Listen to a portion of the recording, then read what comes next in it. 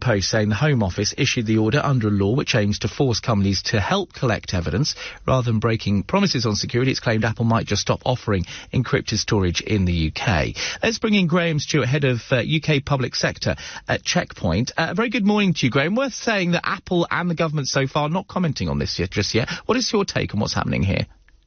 Good morning. This is a debate that's as old as technology itself, really, and the use of IT. There's two initial sides to the debate. This is a bit like handing a spare key to a neighbour so they can feed the cat whilst you're on holiday, but it's actually a lot more subtle than that. Encryption makes it harder to track criminals, okay? So it means it's hard to intercept messages between terrorists, dismantle paedophile networks, or prevent cyber attacks. And in the right hands, backdoor access can help stop serious crimes and protect national security, and it helps bring offenders to justice faster. The problem is that it doesn't just protect criminals. It safeguards millions of law-abiding people, businesses and critical infrastructure from cyber threats, fraud, oppressive surveillance. People might not want to give the government to inspect their messages or web browsing history. And, of course, Apple's big thing right now is privacy. They're not going to want to do this, are they? No, and there's a school of thought here that says once a backdoor exists, it won't stay in the right hands forever. Can a government truly guarantee it won't be misused, not just today, but whatever world we wake up in tomorrow?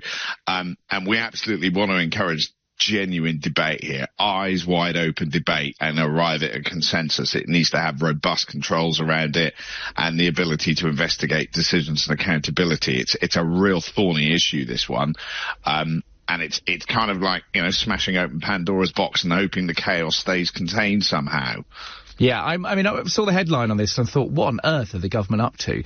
Then I saw that it was anonymised and it wasn't data relating to any specific people. The government, I don't know what they want specifically, but it doesn't look as though it's actually asking for data in relation to specific people. Yeah, and it's whatever the path that the UK chooses, then the security around these intercepts needs to be robust. Security isn't just about surveillance, it's about keeping people secure, keeping people safe.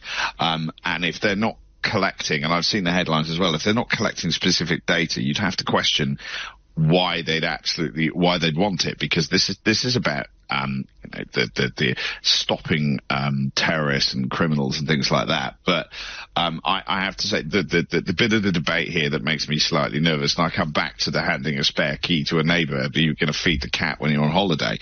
You do that because you trust the neighbour not to come in and help themselves to the contents of your fridge or go through your sock drawer or something like that.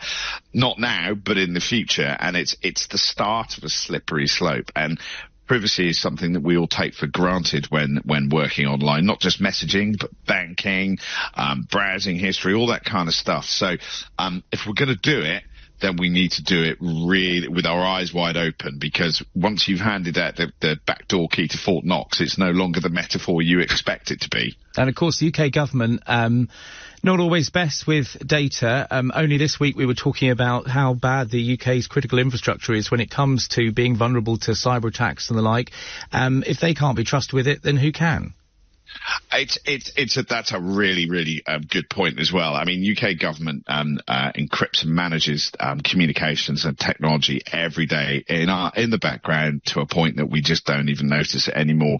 But all it would take is one error, one misuse of this, and all of a sudden, because you've opened Pandora's box, you've handed out the backdoor key to Fort Knox, all of a sudden this becomes a much bigger problem. And once you start down this path, it's really hard to wind it back. On the flip side, of course, if Apple say no, it could be that they're saying no to preventing the next big terror attack.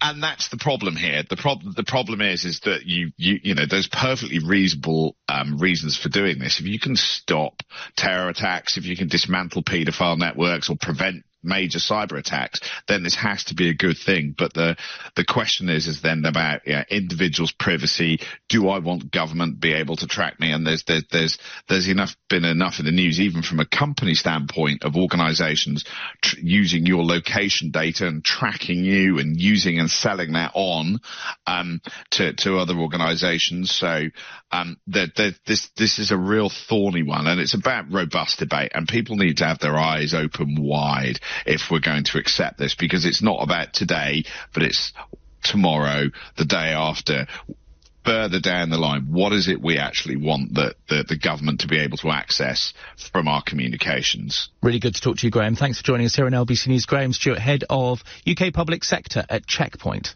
This is LBC News. Right, dive into the world of sport now at 8:32. Here's a roundup for you with George Ellison. Leicester boss Ruud van Nistelrooy was left fuming after their late 2-1 defeat to FA Cup holders Manchester United. Harry Maguire's stoppage-time header completed a comeback victory for the hosts at Old Trafford, but the defender appeared to be offside. Van Nistelrooy says not having VAR in the fourth round isn't an excuse for the officials. The game was decided on a mistake. It was clear. It's not a matter of VAR, where you have to look millimetres. It was half a metre, it was clear. It was a much-needed win for United because of a poor run of form. Boss Ruben Amorim says he's pleased to get through, even if their performance was still far from convincing. The spirit in the second half, more energy, more second balls, small things, but the rest, we have a lot to improve, so we already knew that, but we need to do better. In the FA Cup today, League One Leyton Orient will hope to cause a huge shock when they welcome Manchester City to Brisbane Road.